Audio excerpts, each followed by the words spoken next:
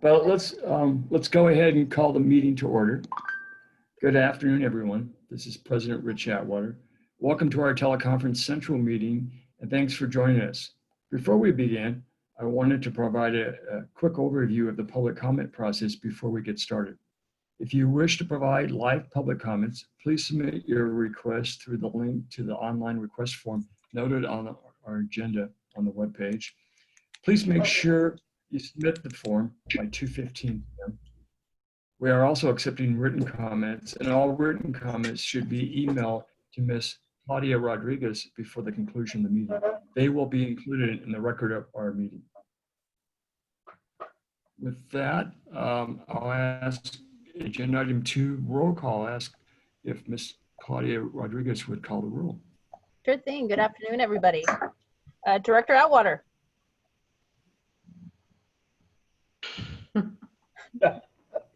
Director Palmer. I'm here. Director Stamera. Aye. Director Blois. I'm present. Excellent. We have a quorum. Now with agenda item 3, if you please follow me, we'll do the Pledge of Allegiance. I pledge allegiance to my flag and to the republic for which it stands, one nation indivisible, with liberty and justice for all. Thank you. Now we move on to public comment. Do we have anybody has asked to speak now? Director Atwater, we have not received any public comment requests. We do have until 2:15, so at that time, Sure. I'll check back in with you. Yeah, and if they do it by agenda item, let me know and we'll do it before the appropriate agenda item. Then I'd move on to agenda item 5, the approval of the minutes of the November 19th, 2020. Excuse me, Director Palmer, you made a motion? I have a change. Yeah, this would be on page 4 of the minutes under verbal comments where it says Ms. Palmer blah blah blah. It says the general manager, the last sentence of that first paragraph. It says the general manager will execute the amended joint powers agreement and remain a member of the DCA. It should read, the general manager will execute the amended joint powers agreement and Zone 7 Water Agency will remain a member of the DCA.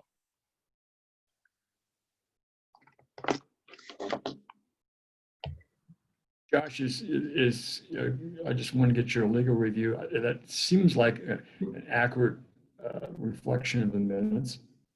Yes, it is. And thank you, Director Palmer. So we just request that the board, when they approve the minutes, the motion would be as amended. Thank you. Okay. I move we approve the minutes as amended. Second. And we have a second by Tony. I'll ask Claudia to please call the roll. Director Atwater.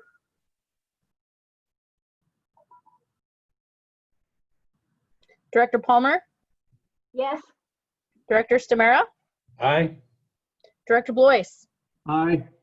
The ayes have it. Motion passes. Richard, could you get yourself a little bit closer to your mic? Sure. Okay, because it's hard to hear you. Yes, sounds like you switched your mic with Catano. Oh, how's that? I have headphones now. That's I turned on I I turned up the volume. I didn't realize we were on a 11 o'clock call and we were chatting and it seemed like it was fine then, but it was a smaller group. Sounds Let's good. move on to. Catano Christmas present for Richard, maybe. Come on now, I'll really get loud if you do that to me. Item 6, the consent calendar. We have none items there. We'll move on to agenda item 7, the discussion items. And 7A is the DCA FY 2019-2020 audit report. Is Katana going to give that presentation? No, Director Atwater, we have actually our auditor, Brianna. Okay. Brian, are you Yeah, around? I'm here. There you go. Yeah. Oh, yeah. So she's going to be presenting the audit financials today, and I certainly can answer any question if needed, but go ahead. Great. Well, thank you. I'm thrilled to be here with everybody, albeit virtual, to present the results of the DCA audit for the year ended June 30, 2020. I also have Lizelle on the line. I don't know if if you guys can see her. She was a senior manager on this job and basically did all the work. So I want to make sure she gets the credit. So I'm going to go through a quick presentation here, and then I will have an opportunity for questions at the end. So moving on to the next slide. This is just high level, our overall commitment to you. It's to provide really a quality audit, to having no surprises experience, to make sure that the team is working productively, not wasting anybody's time, and hopefully that we're being able to provide any insights as relevant to you during the course of the audit. Next. This is the summary of our audited results. There's an awful lot of content on this page, and wherever it says no matters to communicate is ultimately a good thing. It means that there was nothing that transpired that is a problem. We did issue an unmodified opinion, and you might be more familiar with that. It's called an unqualified opinion. That is basically a clean opinion. We did include an emphasis of matter paragraph about some funding related to the DCA from the state water contractors. And we also included an other matters paragraph about the presentation of the financial statements on the cash basis of accounting. Other than that, there were no other matters that we needed to communicate to you. There were no significant unusual transactions, no corrected or uncorrected audit misstatements. There were no omissions of anything in the financial statements. All financial statement accounts were presented in accordance with US GAAP. There were no non-GAAP items that we identified. There were no changes to our plan and our audit approach.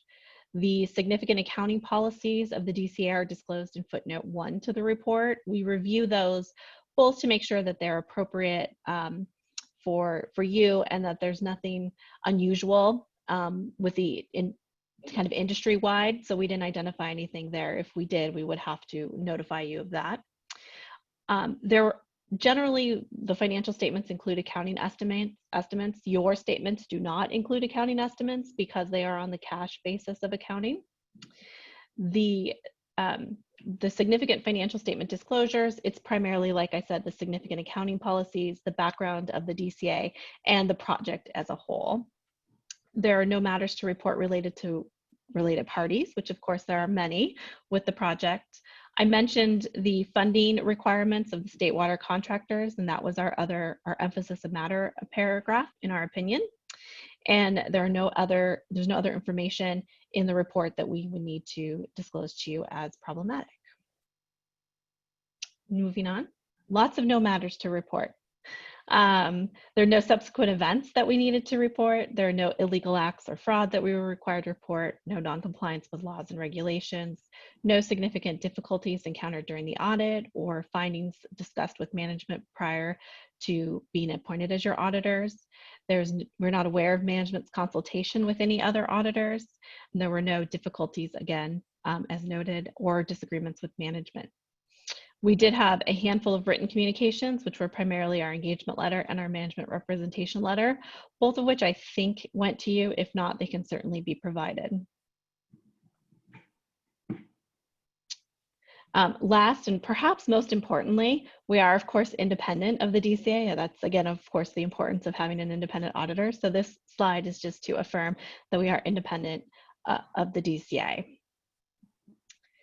And I believe that wraps my presentation. Like I said, a lot of no matters to communicate, but I'm happy to answer any questions. So Director Atwater, I just want to add, if I may. Of course. So one of the concerns that Brianne has noted is our funding, and there was a concern whether everybody's going to approve the funding for the next few, for the planning dollars, and that has happened for, I believe, for everybody. So I will follow up and let you know that, but I can formally follow up and give you more details on it. But that was one of the concerns that the auditors had. Great. I was going to ask members of the board if they had any questions of the presentation or of the audit itself, or with Katana. None here. If not, then it says for information only. I have a quick question, and it's just a detailed question, and it's a question asked in ignorance, obviously. No, don't be silly. But when you have the thing about the the doubt of the emphasis of matter with a substantial doubt exists about Delta Conveyance as an ability as a going concern. Is this going to affect any potential in terms of future bonds or anything like that? I don't anticipate it being like impacting that. As Catano said, it's pretty much resolved at this point. It was really a timing issue. At the point when the financial statements were finalized, which was in mid-November, not all the state water contractors had an opportunity to vote to opt in, if you will, to the planning phase. But I think, as Catano said, that's been substantially completed. So I would think that wouldn't impact any bond funding. And if it did come up in any questions, I think it's a very easy narrative to explain as to why that was. And further in the notes, in note 2, I believe the last paragraph in note 2, we explain a little bit more detail as to why that was there, what it means, and ultimately how it could impact the organization. Okay. And if I might add just a little bit, for the phase that we're talking about, I do not believe, I can be corrected, if we're anticipating in issuing bonds. So for the period that is audited and the period that we issued about 4 years worth of planning dollars, I'm not sure that we're anticipating to issue bonds at this time for the planning dollars. And that's my understanding as well. Thank you, Katan. Mm-hmm. And so hypothetically, next year, you wouldn't see a similar paragraph because that would have been resolved with these votes that, just happened. Correct. This audit was done before the funding was approved. Mm-hmm. Yes. Thank you. Any other questions from members of the board? That wasn't an ignorant question. That was a great question. I agree. Okay. I'm not shy to be ignorant. It's okay. Well, if there's no other questions, then let's move to 7B, the December DCA monthly report. All right, so you have a copy of the report in your packet, and there's just a couple of things I'd like to highlight.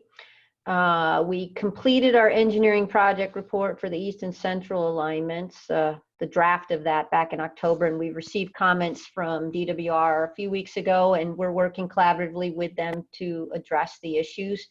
And we anticipate delivering a second draft at the end of January.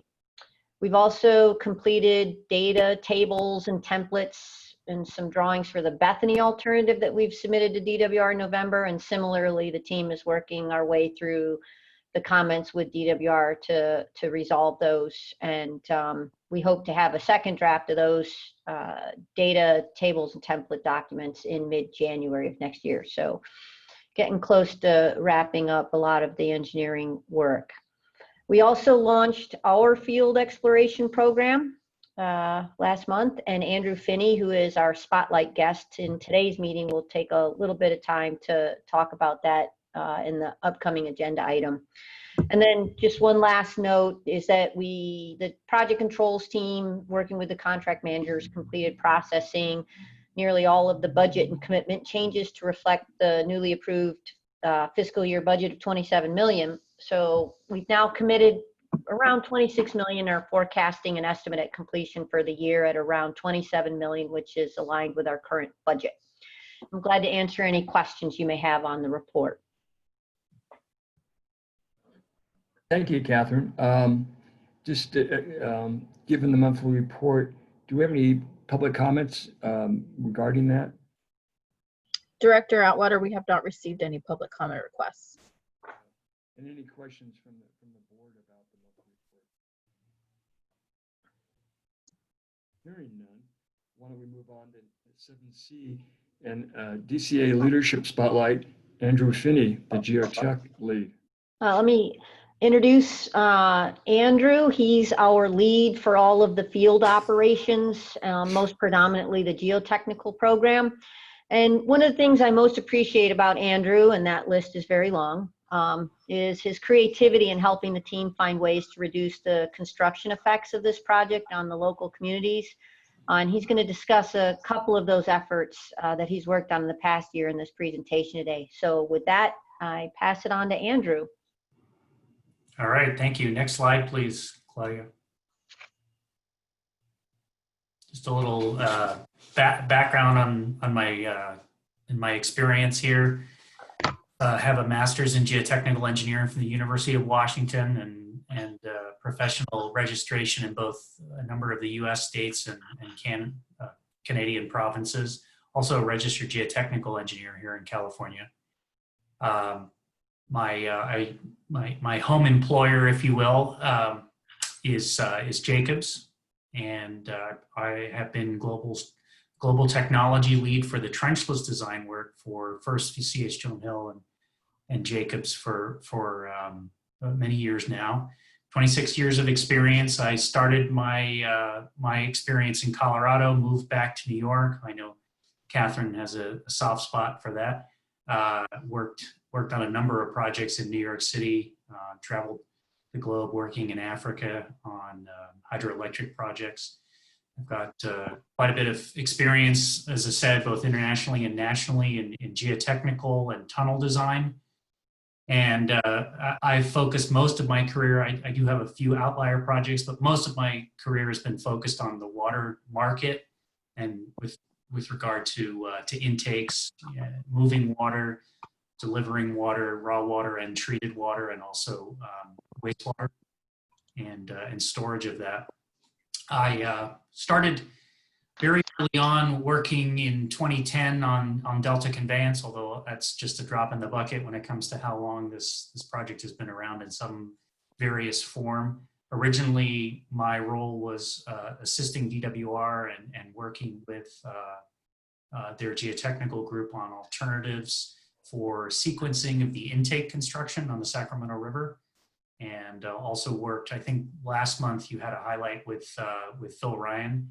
He was the overall project manager for that MPTO water fix conceptual engineering report in 2012. I was the geotechnical and tunnel lead for that work. And I've been on the team since the origin started in February of 2019. It's been quite an interesting experience. Next slide, please.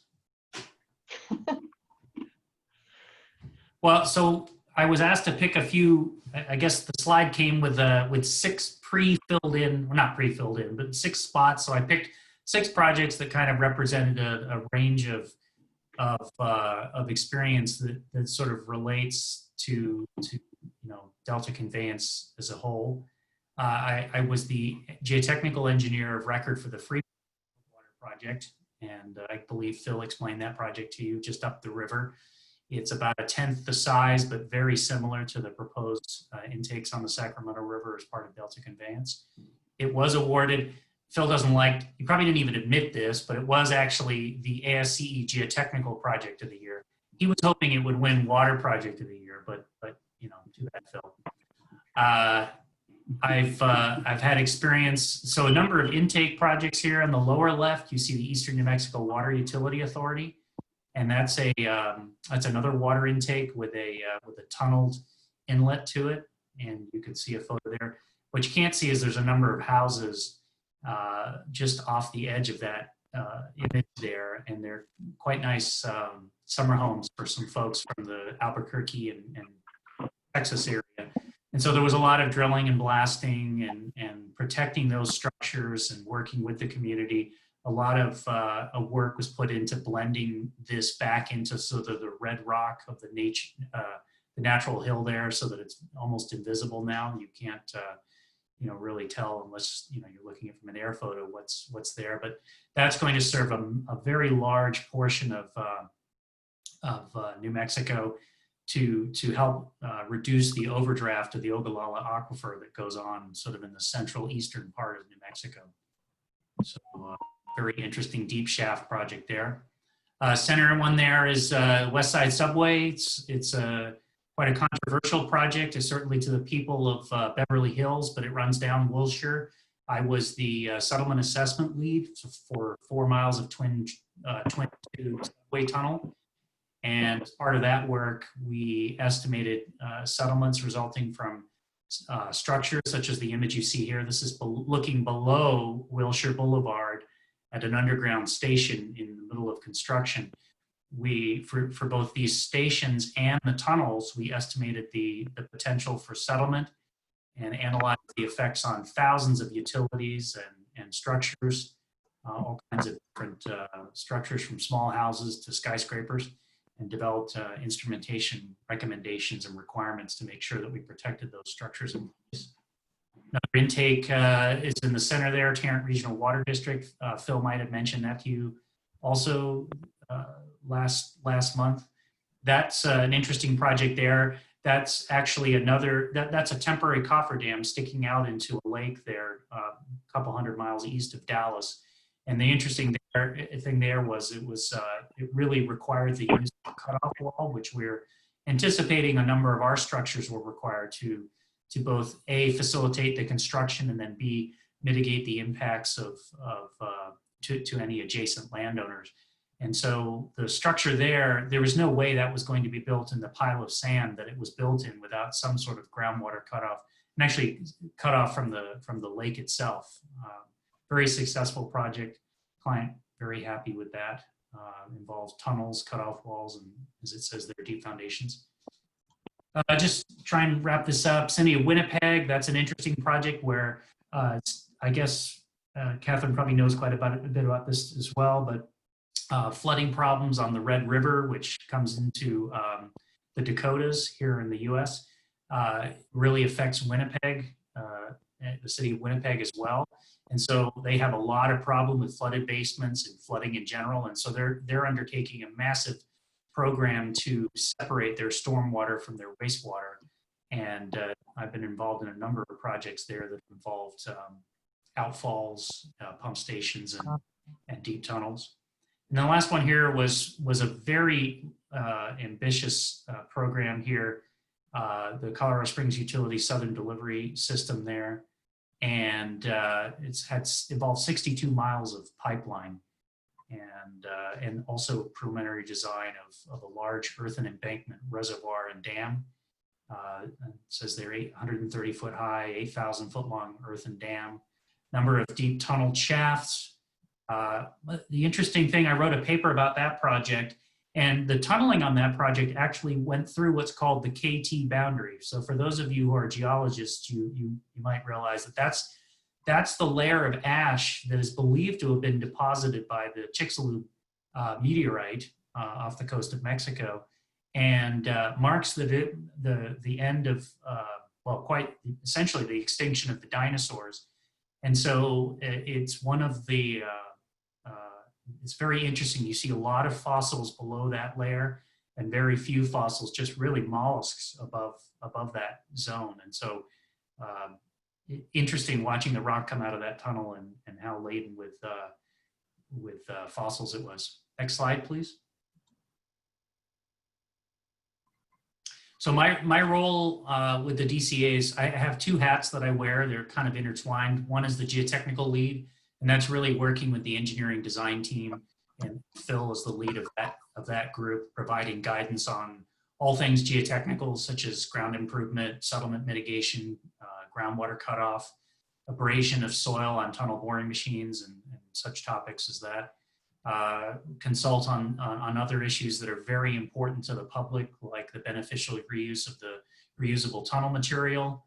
And we'll talk a little bit about that. And essentially engaging with all the facility team leads from pump stations to the access road designers to provide solutions to them. The other hat I wear is the fieldwork lead, and that's a bit more public facing, and sometimes that can be controversial. I'm leading the exploration team and the right-of-way team to negotiate access to perform subsurface explorations. And that's really important because that provides us the data that we need in order to properly evaluate the effects of the Delta Conveyance project as a whole, confirm that the engineering is suitable, and so, again, like I said, it's very outward facing. A lot of scheduling and coordination of environmental right-of-way permitting, exploration, cultural resources, making sure that the explorations are conducted in accordance with our CEQA documents, make sure we're following all the rules there, including removing any drill cuttings from the site and making sure all of that is handled, documented, and transparent. And then I have other roles, participating in leadership meetings with the group, and then, generally supporting Catherine and the DCA as a whole with fieldwork communications. Next slide, please. So, so just Catherine had asked me to put together a few key accomplishments. I think Catherine mentioned that one of our goals, underlying theme, has been the sort of reduction in or the mitigation of impacts to the public, both for the exploration work and also Delta Conveyance as a whole. I think the first thing that I had reported to you folks on one of the very early board reports is that we had been reaching out to other agencies such as Caltrans, East Bay Mud, some of the flood control districts, to gather existing deep subsurface data across the Delta. And so the idea there was that if there was additional data that could be used to help understand the conditions in which the project would be constructed, that we could, if there was good data, then why irritate the public and collect additional data at that location? So that's been an ongoing, we've got thousands of data points. There are areas that still have very little data. It doesn't mean that we solved all the problems, but certainly we've gone out of our way to really track down all of this information and bring it to bear on the project. We've conducted a geophysical test program. In the earlier slide, you saw some photos. We're evaluating how feasible it is for some of these innovative, non-invasive techniques. How can we look 200 feet in the ground and make sense of the conditions that they're down there using various techniques, and hopefully that, hopefully some of those methods can be used to reduce the reliance on more conventional and invasive techniques such as soil boring. Those are my two fieldwork innovations, I suppose. A couple of the innovations on the geotechnical side. I personally developed an alternative approach to the intake cofferdam construction. So there, the intake cofferdam is one area, or the cofferdams are one area where the original concept really relied on a lot of in-river pile driving, very similar to the Freeport intake project. And we realized that that's the public is hugely sensitive to that noise, and especially as it echoes across the river and bounces off the the levees there. And so we've developed a way to, instead of relying on a heavy front wall out in the river, we've developed a robust back wall. And this was all in conjunction with the intakes team, because it relied on a series of decisions related to sequencing of the flood protection for the public and to the project. And so by building and certifying a temporary levee, we can now do some innovative things with construction and build this robust back wall in the levee, and then really have the front wall be sort of vibrated into place. And I think we've reduced the amount of pile driving anticipated to something on the order of sort of 4 to 5% of what it was originally anticipated to be. So personally feel pretty proud about that activity. And just a few other things, guided team on the RTM topics, right? We've heard questions about the environmental constituents of the reusable tunnel materials. We have quite a program going on currently where we're performing extensive environmental testing on both surface soils and the deep tunnel horizon soils to compare them and to understand and to confirm that the earlier findings that indicate that these are benign soils are in fact the correct answer there. Developed rigorous seismic guidelines in sort of best of other agencies, looked at SFPUC, Caltrans, other agencies, DWR's own guidelines, and then brought together a sort of a world-renowned expert panel on seismic design and develop those guidelines. So that was a heavy lift, and also supported key public outreach efforts where requested. So I think is there one more? I think that's it. Oh yes, the thank you. Yeah, any questions from the board or? Absolutely. As Andrew, thank you very much for that very nice professional presentation. Any questions from members of the board? I'll make a comment. That was a eye-opening and fascinating synopsis of your career and accomplishments, and I look forward to the next phase in adding another gold star in your resume. Yeah, thank you very much. Appreciate that. Likewise, I think you've traveled and done all diverse projects. Any questions? Sarah, do you have one? Just a comment. I commend you on being the face in the field with what's going on in the Delta. So very good. Yeah, thank you. Thanks, Andrew. Yeah, thanks, Catherine. Appreciate it. If we don't have any other questions, Tony, do you have any? Seeing none, why don't we move on then to 7D, the Stakeholder Engagement Committee update. Hi, everybody. Hope you're doing well. I'm actually going to speak after, but I want to introduce Mr. Jim Wallace, who's one of our SEC members and who's got a hard stop in a few minutes. So just to give him time to speak, we'll reverse the order and I'll have Jim speak first on the SEC report out, and then I'll come back to my SEC report. So if Jim is there, would you be so kind to unmute and welcome? Thanks, Leslie. Yeah, I'm here, and I apologize to the board for parachuting in like this. It's been sort of a hectic afternoon. First of all, at the last SEC meeting, there were excellent presentations by the engineering staff on traffic and on Bethany Reservoir. I appreciated that as always. There's a lot of great detail that staff provides. My biggest concern, though, about the meeting, my issue today, is the community benefit program. And to be quite frank, I was disappointed with what's been presented. I understand it's an early effort to get us going, but after reading it closely, and we didn't get a chance to really look at this before the meeting, before the SEC meeting, I just feel like this is a regurgitation of language in the Delta plan. It avoids talking about what the ultimate document is, which is the community benefit agreement, which is a contract.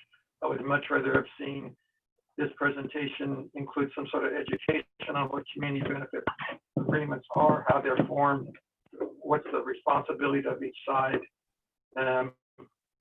I totally support the community benefit agreement approach. It's paradoxical for me because while I do that, I also still am not in favor of the project, but I recognize that this is one of those processes that can benefit all of us. What I'd really like to do is, I recognize that this is preliminary and that Janet and her staff will tweak this as we go forward, especially in the first 2 months, as they have pointed out in their time frame and their schedule. But this is what's been put out has set the stage for what I think is not a particularly robust conversation about community benefits. It's been framed up in such a way that it looks very similar to Delta Plan. It looks very similar to the other kinds of documents that Delta Stewardship Council puts out, and also DPC. And none of that's bad. Those are good agencies. They help us in the Delta, but that's not what this community benefit agreement program should be. There's no use of the word grassroots. This is not a stakeholder engagement. This is not, stakeholders in the Delta are different than grassroots. For instance, stakeholders in Delta include Met, the railroads, Department of Highways, Caltrans, a lot of folks who are stakeholders but are not grassroots. And we need to find a way to identify those grassroots organizations that can participate, because that's really the whole reason behind a community benefit agreement process. And I hope that moving forward, we can agree that this needs to be tweaked to reflect grassroots, not stakeholders. There's a difference. It's not just semantics. It's clear to me that using language like Delta as a place is too easy. It's too easy to use that, because I promise you, I live in the Delta. I promise you, I don't wake up every morning and say, oh, Delta as a place. That's not the way we think. It's just like everybody else, you know, day-to-day issues, long-term issues with water, water quality, water quantity, water rights, effects on the communities. The one thing that I hope we can really look at is the proportional effect on the local communities. There are communities that will be more affected than others, Hood being ground zero, perhaps other in the South Delta. So although I really support and appreciate the idea of a community benefit agreement process, but I would really like to see it dialed back to a more fundamental issue.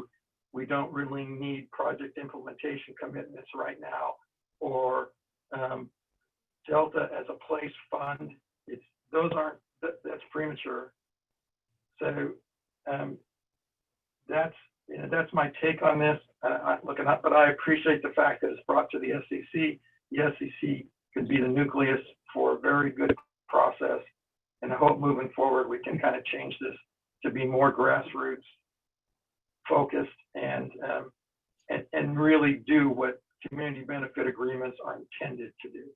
So thanks for hearing me out. I appreciate it. Thank you so much, Jim. Thanks, Jim. Thanks. Gotta run. See ya. Good luck. Bye. Very much, Jim. Nancy? Thank you. And I'll follow up. As you heard Jim say, it was an incredibly thoughtful meeting and with a lot of discussion and across the range. So Phil and Don Hubbard, of course, did a real deep dive further into the Bethany alternative and traffic considerations. And we are working with trying to meet up, and we're able to connect with some folks from Mountain House, which is the area near the Bethany Reservoir, to make sure that that community gets a voice. It's not an area that's been explored in any previous iteration of the project, and so there's a challenge with Bethany as a very sort of new alternative and new idea to make sure that these communities that have traditionally not partaken in these discussions, because it was not something that was in their geographical area, now get caught up and understand what this proposal is and what it may mean if the project goes through. And then going back to community benefits discussion, as I said, Janet from the DWR team, Janet Barbieri, who's our comms director, gave a great presentation that laid out the framework. And the discussion was, as I said, the discussion was great. It was a gamut. We've had folks from the SEC before say they're not really interested in participating in a discussion about community benefits. They view it as a quid pro quo. We've had folks like Mr. Wallace did say, you know what, we're against the project, but we actually appreciate that this discussion is happening. And but how it happens and in what context is obviously something of great concern. And a lot of folks have different thoughts. And one of the things I think we really keep in mind is when you, as somebody pointed out, one of our SEC members, when you Google community benefits agreements, you get a lot of case studies on, and people brought them up on what goes wrong. And we're just as aware of that as well. We also Googled and saw there are ones that go well and ones that don't. So I think what we are trying to do very diligently is to really figure out how to move forward in a way that brings folks. I agree with Jim that this really does have to be a grassroots effort, but to also make sure that we're learning from mistakes. Community benefits agreements are something that are fairly new. They've been happening since about the 1990s. LA Staples Center, I think, was the first community benefits agreement ever signed. But there's been enough of them throughout the country, throughout the world, where there is academic work kind of comparing different community benefits agreement and seeing what works and what doesn't. So I think we are very conscious about trying to frame the fact to learn from past mistakes and go forward with better footing. And it has a lot to do with trust, and it has a lot to do with communication, both down from grassroots, but as well as grass stops for the folks who, the stakeholders who will ultimately determine how much money goes into programs like this and what they can actually look like. You know, one of the scenarios that was brought up is a case where in some ways folks were told to kind of come up with a plan that was quite big, but the reality of the resources available to them was quite small. And so I think we have to be very aware of that kind of disappointment in expectations versus reality as we move forward. And as Jim said, the SEC serves as a great sounding board. Carrie Buckman is there every month, daylighting DWR activities. So it was great for her to bring this to the SEC. They will, individual members of the SEC, as well as perhaps some form of some group of folks who want to participate in the SEC, I think will play an important part in discussions going forward, as will any number of other groups and stakeholders throughout the Delta who necessarily need to have a voice in this process as well. So looking forward to seeing how this discussion unfolds, and that will be perhaps at our next meeting, which will be January 27th. I wish you all very happy holidays. Thank you very much, Natalie, for that background and context of all the dynamics going on with the discussions. Any questions from the other members of the board? Sarah? Can I make a comment? I just wanted to say that one of the things that Janet Barbieri mentioned is that SEC was just part of the stakeholder, or I guess the term grassroots was brought up, but I really appreciate Jim Wallace's delineation of what that actually means. But she did say that the SEC would be a part, not the whole thing in terms of the outreach. Also, it was brought up that we have to be really careful that we, as I think Jim mentioned as well, that we make sure that we understand that people are participating and as Nasli mentioned, I think our discussion was probably one of the most substantive discussions that we've had almost to date. It was people really took part in a very civil way. Again, though, we have to be very careful to understand, and when we speak in public about this, that these are folks who do not necessarily support the tunnel itself, but they're still taking part in the process of understanding and having their input. So, just to be careful of that as we go forward, and then, in terms of appreciating and respecting what their positions actually are. But it was very substantive. Any other comments from members of the board? Tony, you're muted. Yeah, I did want to express my appreciation for Jim expressing what I think is a very important principle of making sure that the community, people who live there, who were affected by the project, have a significant say-so in what goes on, especially with respect to benefits. I understand and I agree that stakeholders have a place, but stakeholders have different interests, not necessarily the same as community people who live there and are directly affected by what goes on. So I think it's important that we have significant participation from the community where all of this is going to happen. So I'm glad that he's raised the issue, and I hope that we'll address it accordingly.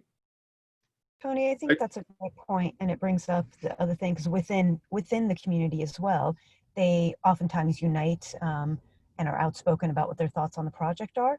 But when it comes to something like a benefits agreement and who gets what and how should how should that money be parsed out, or what should it get spent on, you'll start seeing groups with very different interests even within the sort of grassroots community. So making sure that there's a balance and that you kind of really do your due diligence in getting all the voices heard to kind of determine those things and make sure that the loudest voices aren't kind of misrepresenting what majority of people feel in terms of how things should get invested is also really important. Yeah. Remind you, it's a rocky road of process of getting all the balanced input. Forward, as you suggested, Nasli, talking more about this in depth in January. Any other questions or comments? Seeing none, we'll move on to agenda item 8, the staff reports and announcements. 8A is our legal counsel, Josh. Do you have a report? You have a short written report. Thanks, President Atwater. Yes, so my written report's in the packet. There were just a couple of things I wanted to highlight. The first is the AB 992, which is discussed in the packet. That's a new law that was recently signed by the governor and will take effect January 1st.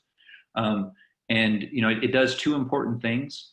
The first is that it clarifies that under the Brown Act, it is permissible for public officials, including this board, to use social media to discuss agency business. That's something that I think practitioners had always assumed to be the case, but there actually was nothing in the Brown Act itself which expressly clarified that, so it's good to have that added. The second issue, which in some ways is more important, is the law adds special rules for when public officials use social media to talk about agency business. And specifically what it says is that if one, in our case, one director posts something on their social media about the DCA, a second director cannot respond to, otherwise recognize that posting. That's importantly a change from normally how we discuss communications between directors outside of a meeting. So as the board knows, generally what we look for is making sure that those communications avoid involving a quorum of the board. So in our case, it's okay for two directors to talk outside of a meeting about an issue, but shouldn't relate their conversation to a third. So, just to reiterate, there will be a new rule for social media, which in those cases, even if it is just two directors using social media to communicate outside of a meeting, we'll have a problem. So that is something you may have already discussed at your member agencies, but it is such an important change to the Brown Act. I wanted to make sure we highlighted it today. The second item I wanted to note is, as kind of discussed during the audit item, now that the member agencies have completed the voting process, we are, as staff, working to get ready for the reconstituted board. Importantly, that will include a bylaws update, and we anticipate bringing that to the new board at its first regular meeting, likely to happen in January. And lastly, on that note, while we're still waiting to hear the appointments and certainly hope that as many of you stay with us going forward, we know there will be at least one change in the board. So I just wanted to say personally how much I enjoyed working for and each one of you, and just wanted to say thank you. Thank you, Josh. Any questions from the board? Well, then we'll move on to 8B and the Treasurer's Report. Katana? Thank you. So, as you know, we usually keep roughly $800,000 within our funds here in Treasury and Met. And so, and what happens is we get receipts from the DCO. DCO will also send money to pay the bills. So when you see us reporting to you, usually net of 800,000, 699, 591, for example, as of November 1, it's just that we sometimes spend a little bit of that seed money as we anticipate payments. I just want to note that because I've seen a lot of fluctuation in that number, but we do lag sometime the correct amount when we pay the bills. So we continue to do that. And you can see as of November, December 9th, that number is a 670,983. So it fluctuates. Our anticipation is that DCO will send us more money as it sends bills and we continue to pay. The other item I wanted to mention briefly is that you don't see me touching any budget information on here. We are working with the DCA staff to make sure we're reconciled as far as budget. They are the sub-ledger to the books that we eventually produce your financials from. So once we reconcile those, you will see us reporting and make sure we're all on the same page. So that's all I have. If you have any questions, happy to answer. Great, thank you. Any questions? No. Well, happy holidays and stay safe. Let's move on to 8C. Carrie Buckman, you have your environmental manager's report. Thank you, President Atwater and members of the board. Quick report today. The report is in the package. Just a few things to highlight. We're continuing to work on moving towards an environmental impact report for the California Environmental Quality Act, and the Army Corps of Engineers is continuing work on an environmental impact statement under the National Environmental Policy Act. Those are still in early phases, and we've got a lot of work to do on those developments. A couple of other things. We've mentioned in past meetings that we've started cone penetration tests, soil borings, and geophysical surveys under the initial study and mitigated negative declaration for soil investigations that we completed this year. And I just wanted to let you know that we have finished the work for this year. The remaining work will be starting in the spring. So we're through for the winter season at this point. There are some additional sites that we're continuing to work on permitting for, specifically for the Rivers and Harbors Act, but no more geotechnical activities will occur this year or early in 2021. Also in past meetings, we talked about the Environmental Justice Survey, and we are working to compile results, and hopefully I'll have some initial information to share at our next meeting in January. And I was going to share a little bit about the Community Benefits Program, but you've heard a lot at this point, so I think that's it. I'm happy to answer any questions. Well, thank you. Any questions of Carrie?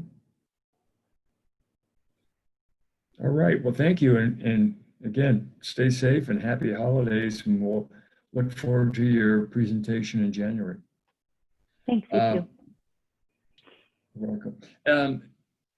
Any verbal reports from any other staff or from the executive director? Well, that's it for us today.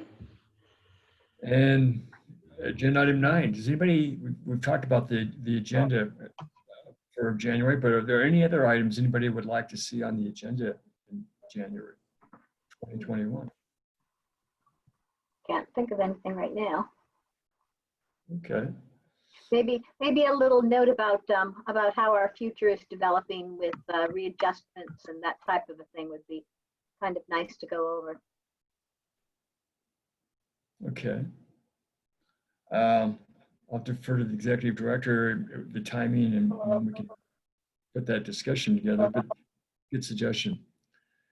All right. Well, we're ready to adjourn. Merry Christmas, Hanukkah, Kwanzaa, everybody. Yes. Happy holidays. Stay safe. Everybody. Stay safe, everybody.